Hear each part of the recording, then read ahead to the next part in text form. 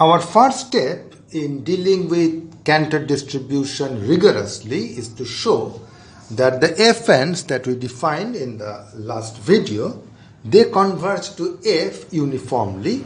So this f is the Cantor distribution.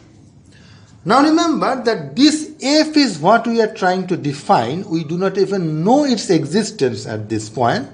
So how can I even try to prove fn converges to f uniformly when I do not even know the existence of f at this point? The answer is simple. Instead of showing that fn converge to this f uniformly, I will show equivalently that the sequence fn is uniformly Cauchy.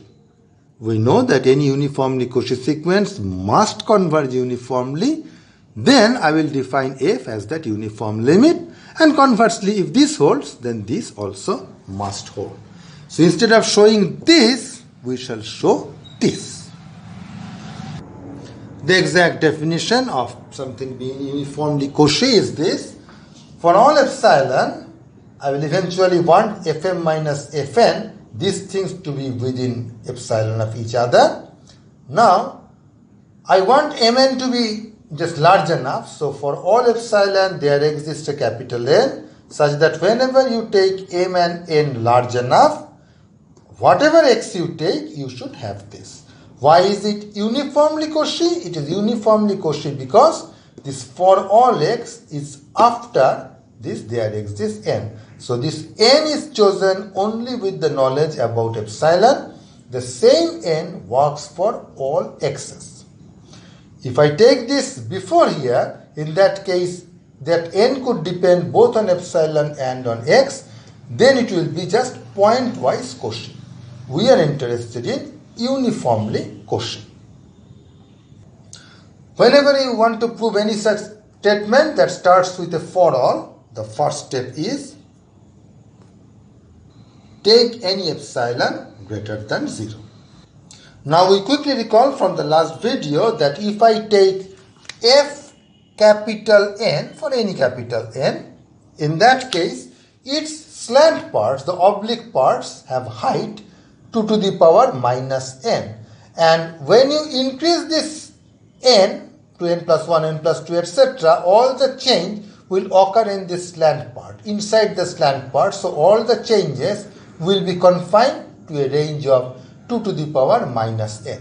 And I want the change to be confined within epsilon, hence I choose n, this n, such that 2 to the power minus n is less than this epsilon. This is possible because this thing going towards 0. So for a sufficiently large capital N, this must fall below whatever positive epsilon I have chosen. So my proof has come up to this point. For all and there exists. Now I have another for all, hence take any mn greater than or equal to n, another for all, take any x in R. Now I need to show that this will hold. Now recall that the graph of fn, f capital N, consists of some horizontal parts and some slant parts. You have taken some x, so this x could land in one of these. One of these flat parts, or x could land in one of these slant parts. So let's see what happens if it lands in the flat part. If it lands in the flat part, remember, once something is flat, it will continue to be flat for all subsequent fn's. So since our m and n are greater than capital N, so fmx and fnx both must be equal to the same value. So these two things will be the same. As a result, the difference will be 0, which is less than epsilon. I make this my case 1. When fn is flat at x, then fmx and fnx are both equal to fnx. As a result, this is 0, hence done.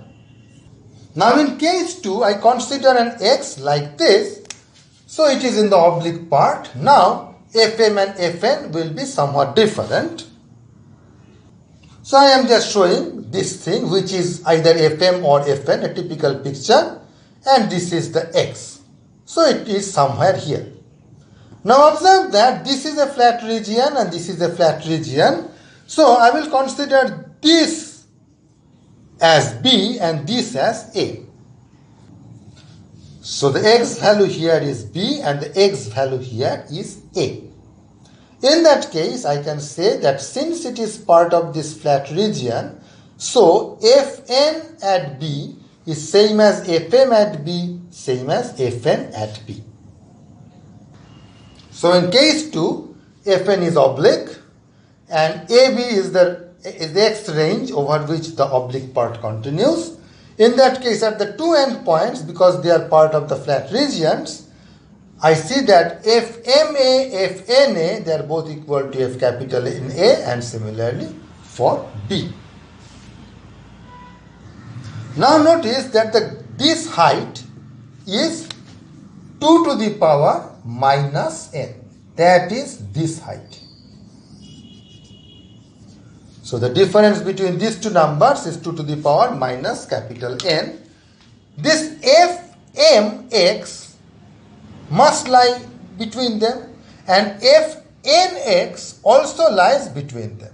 So if these two gap is already 2 to the power minus n, and Fmx and Fnx both lie in this gap because they are non-decreasing, because since they are CDFs, obviously their difference must be less than 2 to the power minus n. So less than or equal to 2 to the power minus capital N. Fmx and Fnx both are sandwiched between these two, and the gap between this is already 2 to the power minus n. So the gap between this must be less than 2 to the power minus n, and by choice of n, that is less than epsilon, completing the proof. So as we had our original plan, now that we know uniform limit of Fn exists, so I will define f equal to that uniform limit. In the next video, we have to show that this f is indeed a CDF.